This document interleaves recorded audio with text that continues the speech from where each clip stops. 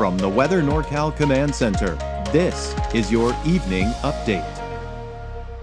Your weekend weather update is made possible by Caltrans District 2. Hey folks, good evening, and it really isn't too bad out there, right? There wasn't much to talk about today besides, a few scattered stuff, a few scattered things, right? Not a huge deal. In fact, we're clearing out through this evening, right? We're going to clear out through this evening and into tonight, especially as we progress over the next 6 hours or so.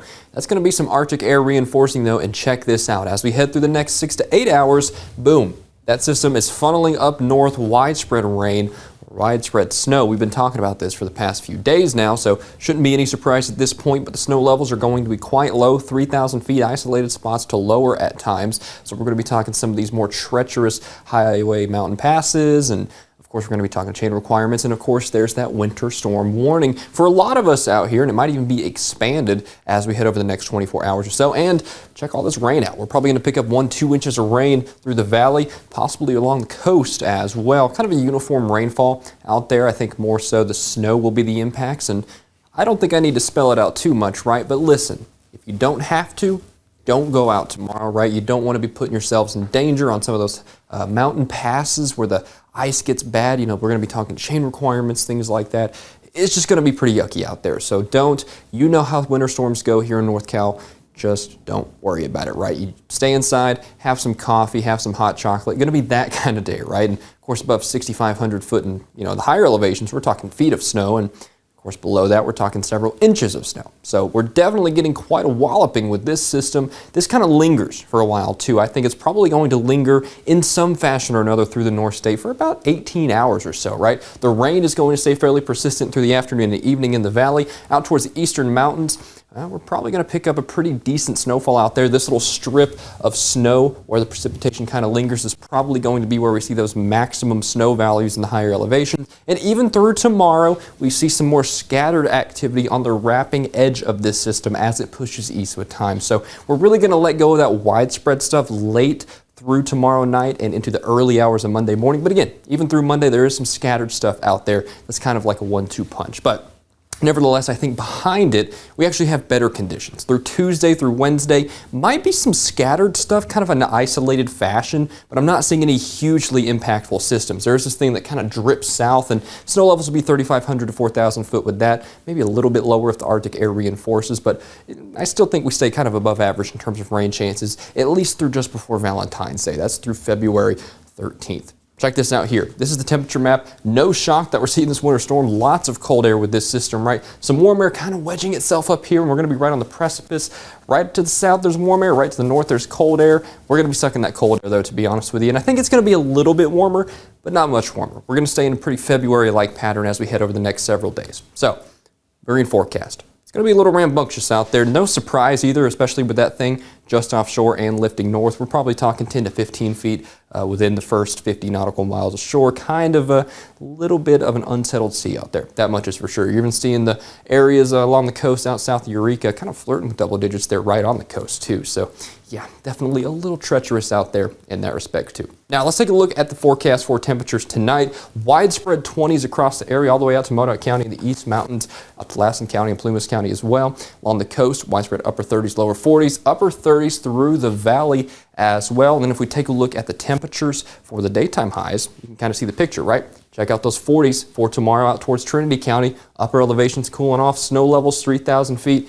Isolated spots lower, that's entirely possible. Starting to elevate a little bit with that more scattered stuff Monday, and then it just kind of stays a little more hit or miss, intermittent throughout the week with 40s sticking around across the area. Hopping over to the coast, well, winds staying sharply out of the east at 10 to 15 miles an hour. Looks like we're going to be staying kind of consistently in the 50s as we head through, I would say, the next 24 hours or so. Widespread 50s throughout the week as well, with rain really maximizing through the next day or so, and then more off and on throughout the week. Hopping up a little bit further into Del Norte County, very similar story there, of course, not too shocking there.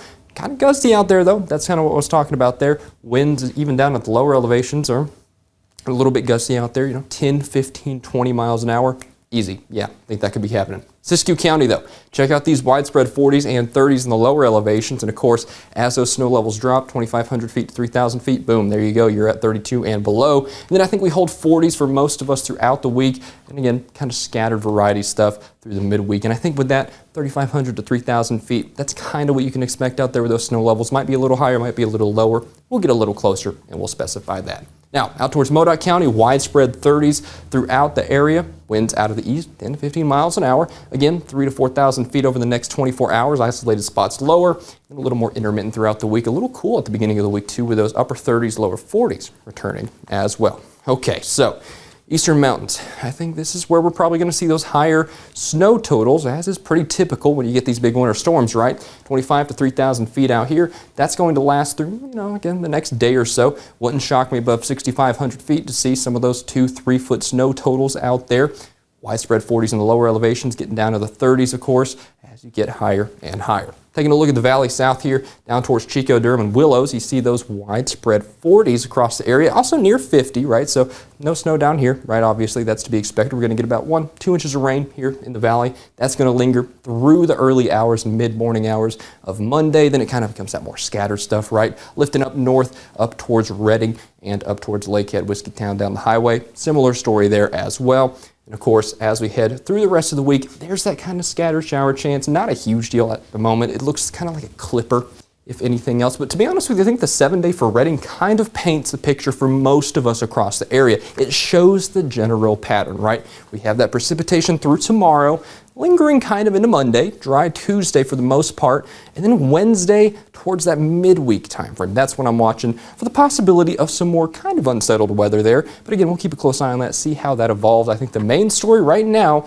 is that widespread snow, that winter storm coming through over the next day. If you don't have anything to do, please be sure, just stay inside and enjoy the day inside. Watch some shows, have some hot chocolate, thing like that, because you don't want to be on the roads with days like that. Thanks for watching this forecast update. Of course, I'll be back with you for more later. Take it easy.